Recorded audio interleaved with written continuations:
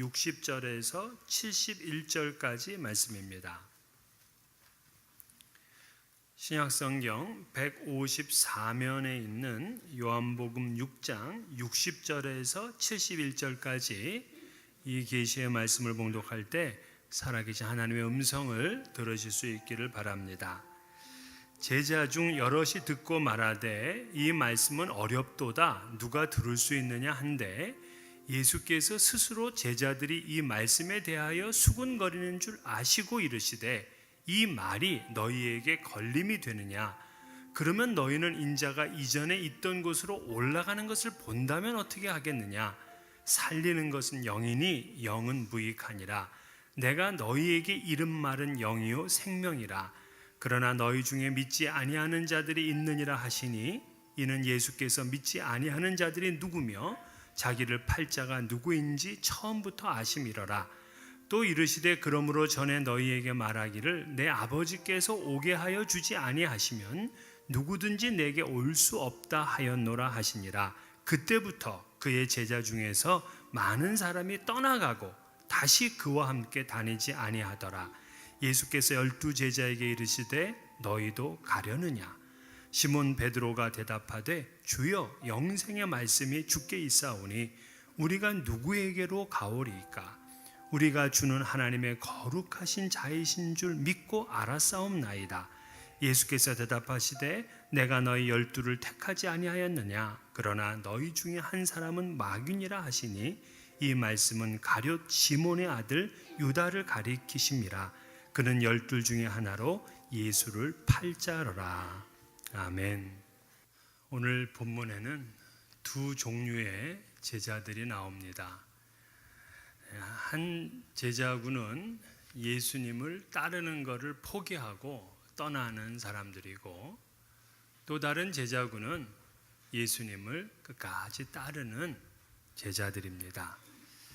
그들은 함께 모두 다 예수님을 따른 사람들이었어요.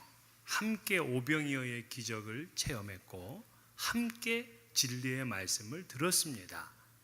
근데 어떤 이들은 떠나고 어떤 이들은 예수를 끝까지 붙들어요. 왜 사람들 가운데 이러한 다른 반응들이 나오는가? 그 첫 번째 이유는 그 관심이 육적이냐 영적이냐에 달려 있어요. 예수를 떠난 사람들은 육적인데 관심이 많았던 사람들입니다. 예수님께서는 이미 말씀하셨어요. 너희가 나를 찾는 것은 표적을 본 까닭이 아니요 떡을 먹고 배부른 까닭이로다. 썩을 양식을 위하여 일하지 말고 영생하도록 있는 양식을 위해서 일을 하라. 그러니까 예수를 떠난 사람들이 어떠한 마음인지를 예수님은 아셨어요. 그들은 예수를 믿고 따랐지만은 자기 축복의 환상 속에 있었습니다. 그 생각이 영적이질 않았어요. 그저 눈에 보이는 떡, 육적인 만족을 얻기 위해서 예수를 따랐습니다.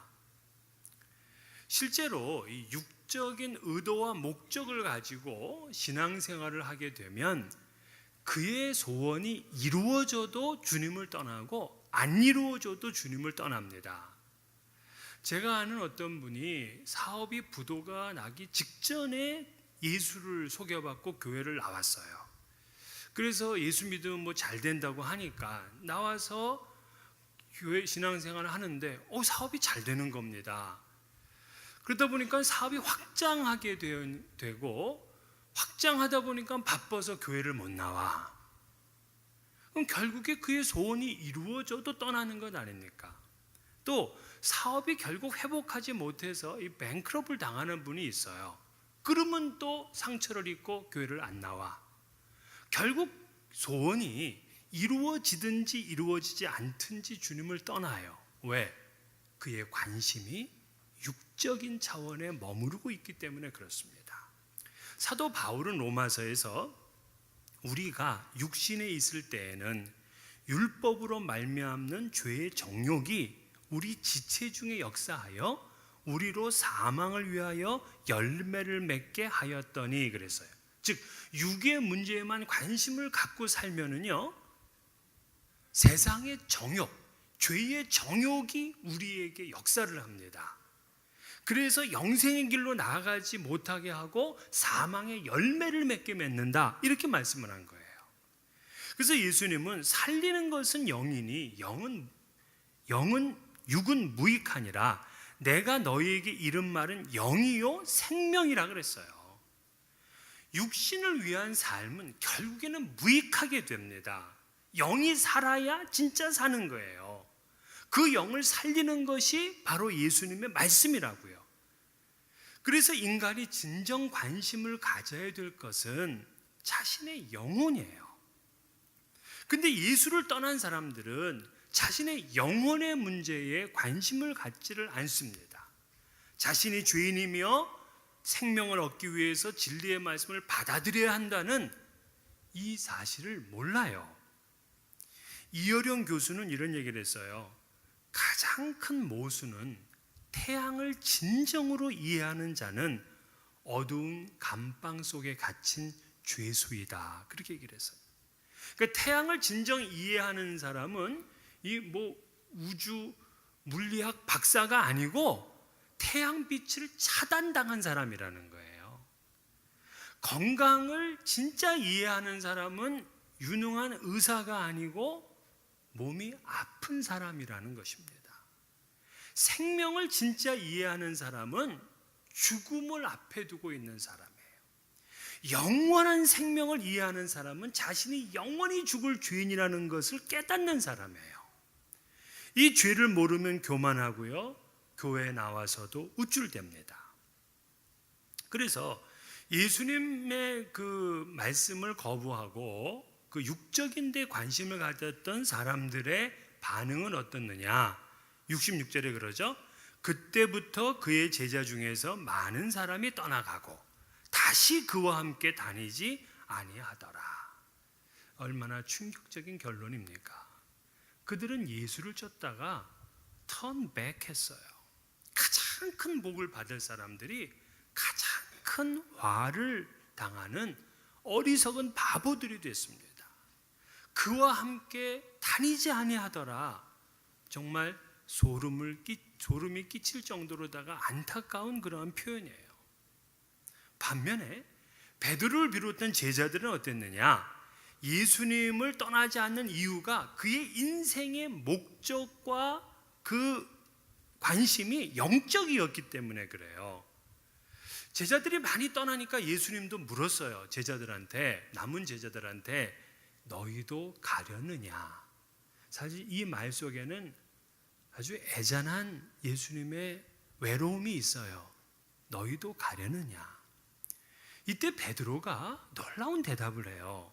68절 69절 주여 영생의 말씀이 주께 있사오니 우리가 누구에게로 가오리이까?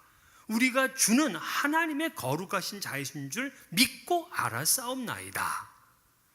정말 그의 대답이 우리의 가슴을 찡하게 만듭니다. 영생의 말씀이 주께 있는데 우리가 누구에게로 간단 말입니까?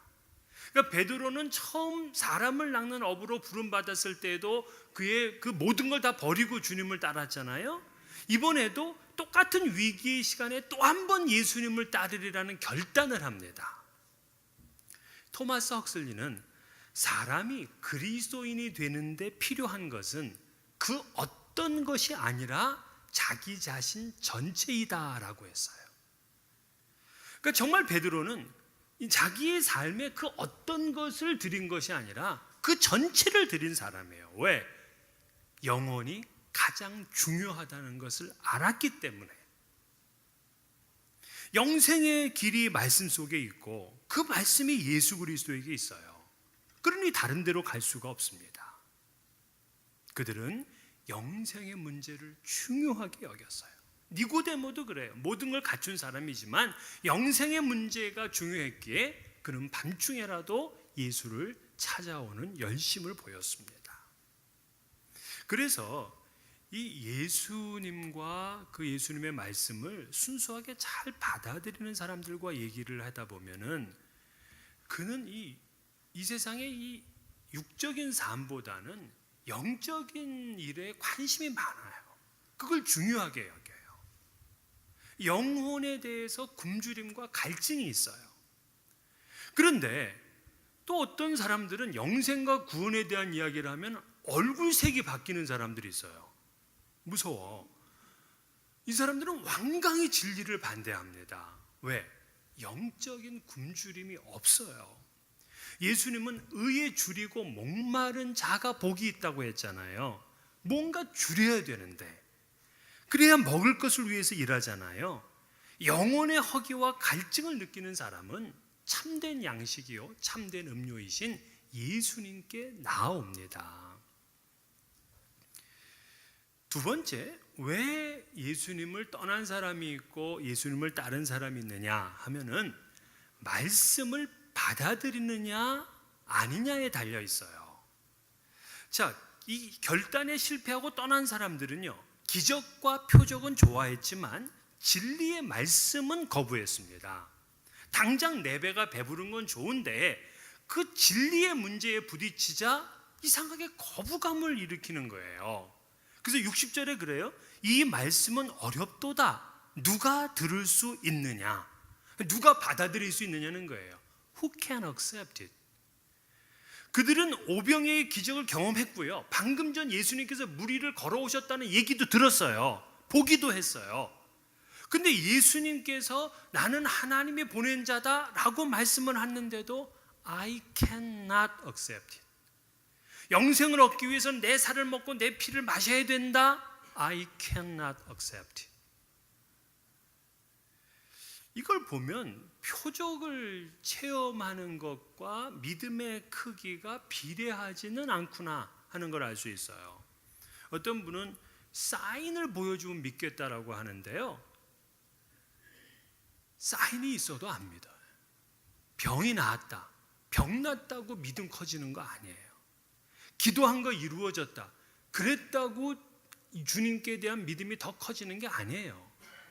믿음은 기적을 보고 세워지는 게 아니고, 로마서 10장 17절 믿음은 어디에서 난다? 들음에서 나며 들음은 그리스도의 말씀으로 말미암았느니라. 믿음은 눈앞에 보이는 기적이 아니라 그리스도의 말씀을 듣고 받아들이는 거에서 일어나는 거예요. 예수님을 따르기로 결단한 사람들은 그들은 말씀을 받아들였어요. 69절에 우리가 주는 하나님의 거룩하신 자이신 줄 믿고 알았사옵나이다. 예수님은 자신이 하늘에서 온 떡이라고 3번이나 말씀을 하셨어요. 그리고 살아계신 아버지께서 나를 보내셨다 그랬습니다. 그렇다면 예수는 하나님을 아버지라고 부르고 있거든요. 심지어 내가 세상을 구원할 자로 왔다고 말씀을 하는 거예요. 그런데도 예수를 따르는 사람들은 그 말씀을 I accept it, I believe it, 믿고 받아들이면 놀라운 일이 일어나요. 특별히 이 베드로의 이 대답 속에는 아주 반짝이는 진리가 있는데요.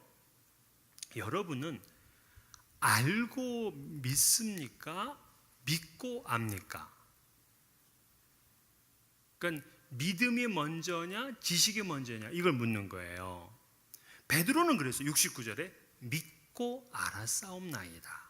믿으니까 알게 되었다. 그는 믿음이 먼저였어요.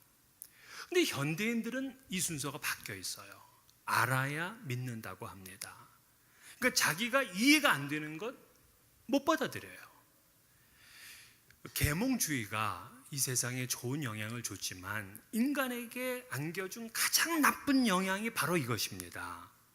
즉 과학과 합리주의 시대가 되면서요, 인간은 자기가 이해되지 않는 것, 지식으로다가 받아들일 수 없는 것은 받아들일 수 없게 되게 된 거예요. 그래서 인간의 사고가 급격히 이성이라는 그 작은 틀 안에만 갇혀지게 되었어요. 그래서 알지 못하면 믿지 않아요. 근데 우리의 실제 삶에서는요, 우리가 꼭 알아야 믿는 건 아니에요. 여러분들의 인생을 살펴보면 그래요. 자, 믿음이 먼저일 때가 훨씬 많았습니다. 아기가 태어나서 그 아기가 태어나자마자 자기의 호적 등본을 확인하고 이분이 내 아빠 내 엄마구나 확인한 다음에 엄마 아빠 부르신 분 있습니까? 없어. 태어나자마자 어떤 아주머니가 자꾸 자기한테 엄마라고 하니까 그거 따라하다 보니까 그분이 내 엄마야. 믿고 따라가니까 이분이 내 엄마라니까요. 우리가 자동차 운전하는 것도 그래요. 내가 이 자동차에 대해서 완벽하게 알아서 그래서 이게 운전해서 가는 거구나 하고 타질 않아. 보통 그냥 탑니다. 믿고 엑셀을 밟고 핸들을 돌리면 가는구나 라고 믿고 해. 그러다 보면 자동차에 대해서 하나하나씩 알게 돼요. 그러면 운전을 더 안전하게 하는 거예요. 지식은 우리의 믿음을 굳세게 하는 것 맞지만 신앙의 문제는요, 진리의 문제는 믿음, 받아들이는 게 먼저예요. 어거스틴은 나는 이해하기 위해 믿는다 하는 유명한 말을 했어요. 믿지 않으면 진리를 이해할 수가 없어요. 믿지 않으면 영생의 말씀을 받아들이지를 않고, 말씀을 받아들이지 못하면 예수님 따르지 않고, 예수님 따르지 않으면 그의 삶에 영생이 없는 거예요. 그러나 믿고 결단해서 따르면은요, 그동안 보지 못했던 놀라운 세계를 봅니다. 요 대목은 이제 아멘 해야 되는 대목이에요. 믿고 결단해서 따르면 놀라운 세계를 맛보게 됩니다. 제가 몇 개월 전에 기드온 동족 대표를 맡고 있는 그 박상원 목사님을 만났어요. 저분이 그 시애틀에서 사역을 하고 계시더라고요. 근데 제게 책 한 권을 선물했는데 책 제목이 굶주림보다 더 큰 목마름, 이러는 제목이었어요.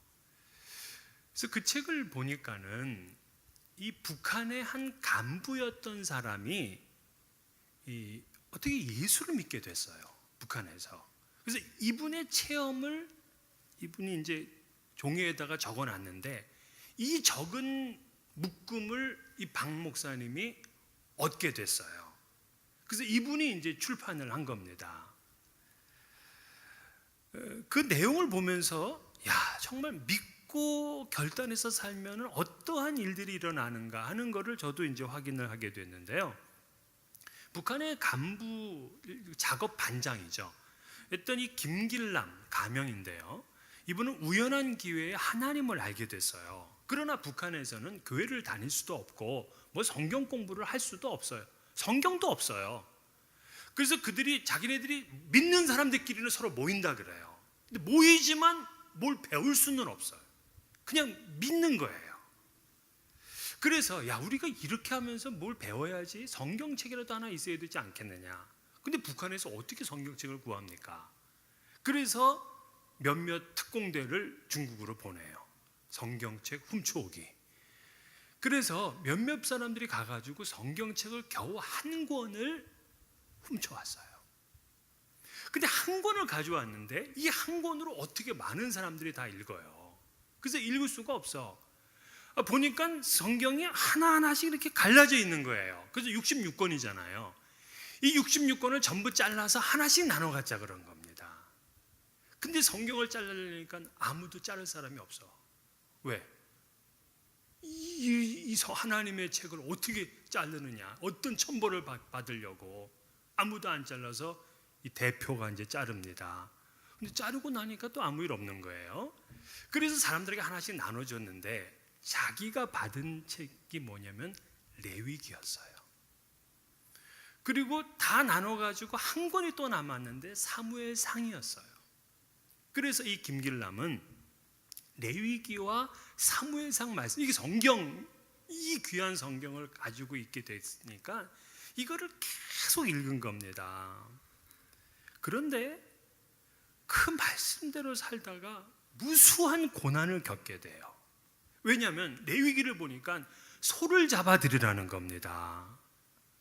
근데 이 명령이 도저히 마음에 와닿질 않아요. 그리고 레위기를 보니까 왜 이렇게 하라 하지 말라는 명령이 많은지 북한 정부가 하는 짓하고 똑같아. 그래서 하나님이란 분은 저 독재자 김정일과 별 다를 바가 없는 분이구나 하는 생각을 했어요. 더군다나 북한은요, 이 먹을 게 없는 이런 굉장히 어려울 때들이 여러 번 지나잖아요. 1996년 5월과 6월 한 달 사이에 이 김길남이가 속해 있는 그 작업반 중에 74명이 있었는데 그 중에 42명이 굶주려서 죽었어요. 32명만 남았습니다. 그런데 무슨 소를 잡아드립니까? 그리고 그 작업반에 할당되어 있는 것은 황소 한 마리하고 암소 한 마리하고 그냥 다 말라 비틀어진 송아지 2마리밖에 없었어요. 만약에 북한에서 이 소를 잡으면은요, 사형입니다. 왜냐면은 그 당시 북한이 석유가 없어가지고요, 이 기계를 돌리지를 못해. 그래서 소로다가 모든 걸 다 해야 되기 때문에 이 소는 사람 100명보다 더 가치 있는 그런 거였어요. 그런데 하나님께서 소를 번제로 드리려니 이거 얼마나 심각한 명령입니까? 근데 더 놀라운 건 명령을 듣지 않으면 벌을 내기 싫겠다니까 하나님의 가장 악독한 존재구나 이런 생각을 했어요. 그래서 소를 안 드립니다. 그런데 이 김길남이가 살던 동네에 어떤 일이 일어났냐면 끔찍한 일이 일어났는데 2살짜리 아이 나니가 있었는데 이 나니의 엄마가 너무 굶주려서 사람이 돌아버렸어요. 그래서 자기 딸을 솥에 넣고 삶았습니다. 그런 다음에 이건 토끼라고 하면서 동네에 나가서 소금하고 좀 바꿔보자고 희거리며 돌아다니는 사태가 발생됐어요. 그 광경을 보자 이 김길남은 갑자기 레위기 26장 27절에서 29절 말씀이 생각이 나는 거예요. 너희가 이같이 될지라도 내게 청종하지 아니하고 내게 대항할진대 내가 진노로 너희에게 대항하되 너희의 죄로 말미암아 7배나 더 징벌하리니 너희가 아들의 살을 먹을 것이요 딸의 살을 먹을 것이며.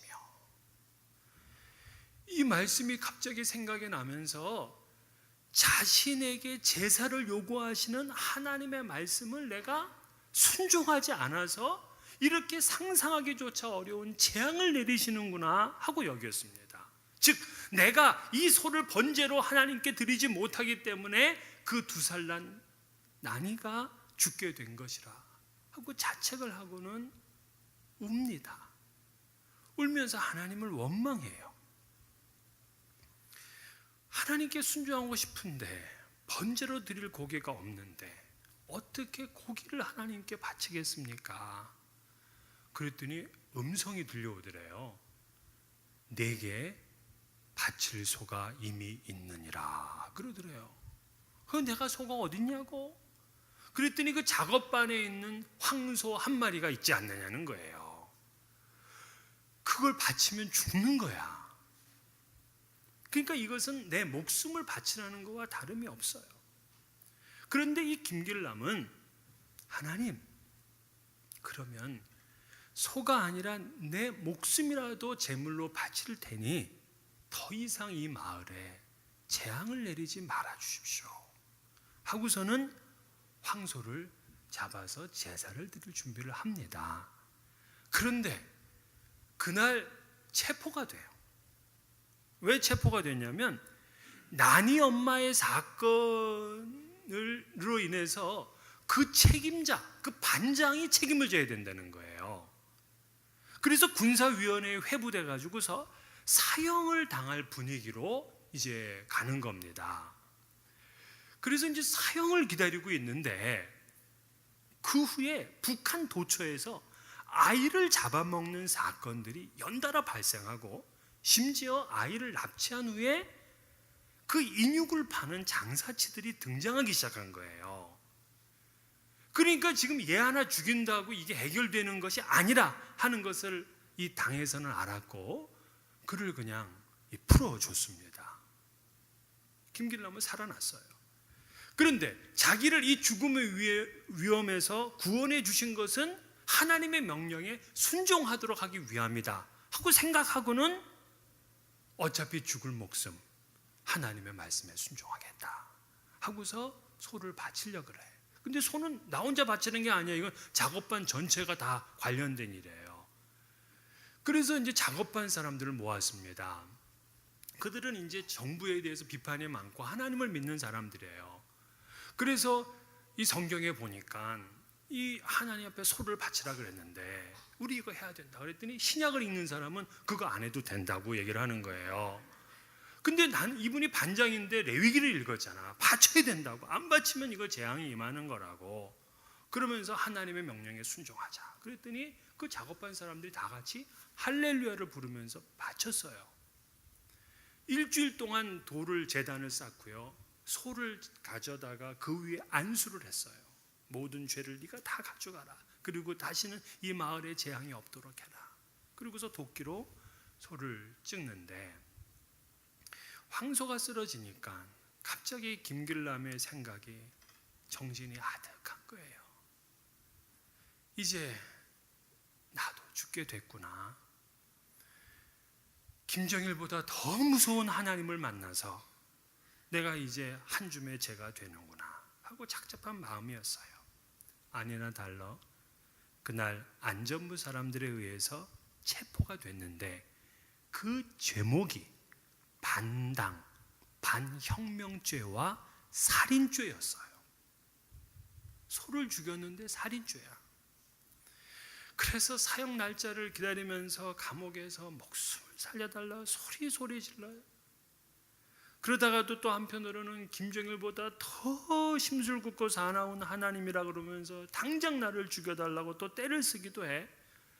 그런데 이때 하나님의 음성을 듣게 돼요. 하나님이 이렇게 말씀하시는 거야. 아들아, 아들아 보라. 내가 너를 위하여 세계 만방 중에 한 일을 행하리니 그것을 듣는 자마다 온몸이 저리고 두 귀가 울리리라. 그런 말씀을 들어요. 그런 다음에 얼마 뒤에 정말 무죄 석방이 된 겁니다. 자기가 살아서 바깥 세상을 볼 것이라고는 상상을 못했어요. 근데 어떻게 그가 석방이 됐냐면 당시 세계적으로 이 광우병 사태가 일어났는데 그가 일하던 그 농장에 수의사 친구가 있는데 이 친구가 지혜를 짜낸 거예요. 그래서 그 김길남이 잡아 죽인 그 소는 광우병에 걸린 소이기 때문에 불에 태워 죽이지 않으면 안 되는 거였다고. 그리고 수의 진단서를 발급해가지고 도군사위원회에 제출했어요. 그러면서 지금 만약에 그가 이걸 하지 않았다면 북한 전역에 큰일이 났을 거라고 하고 변호하는 내용까지 써서 냈더니 무죄 석방이 된 거예요. 너무 놀랍고 신비한 일이었죠. 그러면서 그는 이런 얘기를 해요. 내가 만약에 나중에는 그는 성경을 다 읽어요.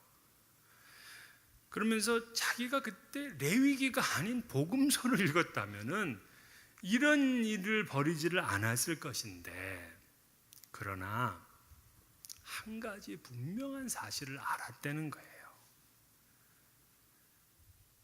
하나님의 말씀에 그대로 순종했더니 기적이 일어났는데, 그 당시 수많은 사람들이 죽어가는 그 해에 이 김길남의 엉뚱한 순종으로 인해서 잡은 소를 32명이 다 먹었네.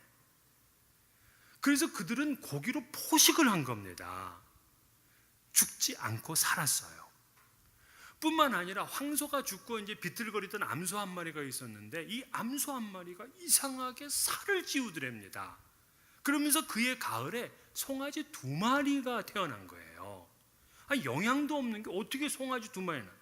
그러니까는 다른 마을 사람들이 소를 자꾸 가져다가 너네들이 키워봐라 하니까 이 마을에 들어오기만 하면은 새끼를 2마리씩 이게 낳는 거예요.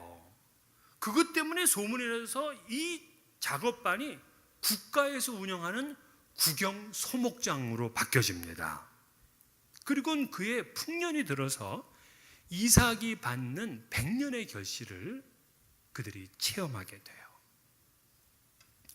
그는 책에서 이렇게 말했습니다. 내게 말씀은 곧 생명이다. 그리고 이 생명을 전하는 일이 곧 나의 사명이다. 우직하게 말씀대로 믿고 순종했더니 놀라운 세계를 보게 됐습니다. 예수님을 따르는 제자의 두 가지 특징, 또 예수님을 떠나는 사람들의 두 가지 특징을 봤어요. 영적인 차원에 관심하느냐, 진리의 말씀을 받아들이느냐. 받아들이는 믿음의 결단이 없이는 신앙의 성장이 없어요. 젊은 나이에 아우카 인디언이 던진 창에 맞아 순교한 짐 엘리엇은 그의 일기에 이렇게 적었습니다. 하나님, 내 생에 이 나태한 막대기들을 불붙여 주사 주님을 위해 타게 하소서. 내 하나님이여 내 생을 모두 쓰소서. 내 생은 주님의 것이옵니다. 나는 오래 살기를 원하지 않습니다. 오히려 주 예수님의 생처럼 충만한 알찬 삶이 되기를 원하나이다. 사랑하는 성도 여러분, 오늘 이 시간 영생이 주님께만 있음을 믿으시고 일편단심 주님만을 믿고 따르는 제자의 삶을 사시기를 주의 이름으로 축원합니다.